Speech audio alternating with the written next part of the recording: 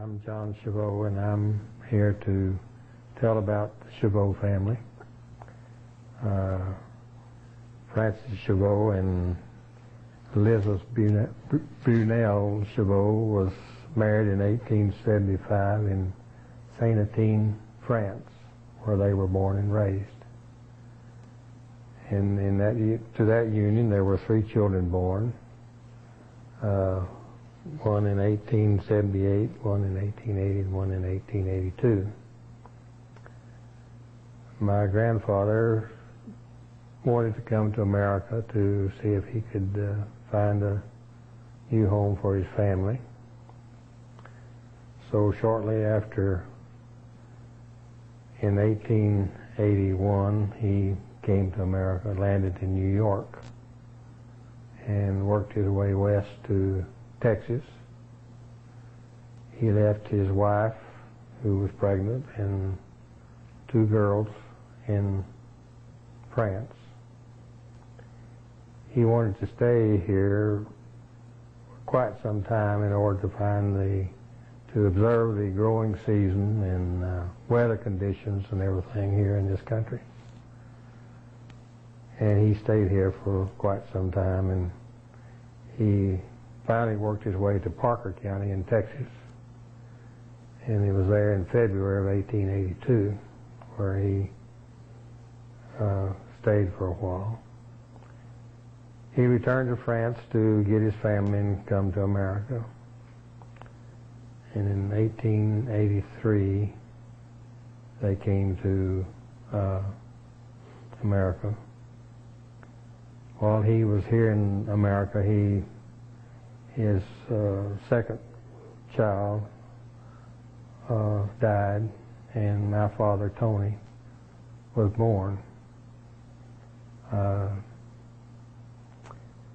They sailed to America then in 1883 and landed in New Orleans, and proceeded to go to Parker County and at the little town of Aledo. They lived there for 5 years, and there were several French families there.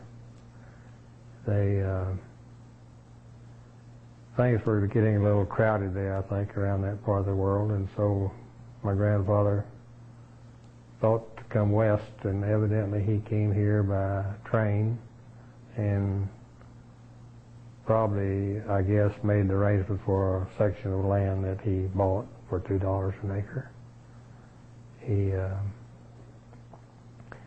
then went back to Aledo and got his family, and they came here by a covered wagon, which took them about 30 days to come, with my grandfather and his oldest daughter riding horses and taking their stock and what cattle they had and horses, and my grandmother driving the covered wagon with my father, who was about 6 years old then.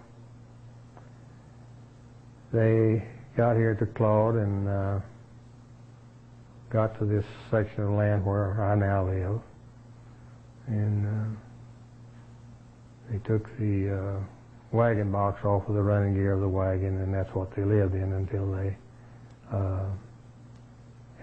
got their half dugout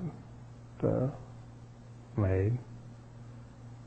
They had to go to Panhandle to get some lumber to finish it, and my grandfather and my Aunt Claudine always went with him because he didn't speak English, and she had to do the trading for him. While they were living in Aledo, she went to school and I guess learned to speak English, and she probably taught my father and my grandmother and grandfather to speak English. And they had to go to Panhandle, though, like I said, to get lumber and to finish their dugout. And also, probably at the same time, they built a barn there. And sometime after they had the barn built, their kind of storm came through and kind of destroyed their dugout. So they moved into the barn and in the barn until in the spring when they built a 2-room house there.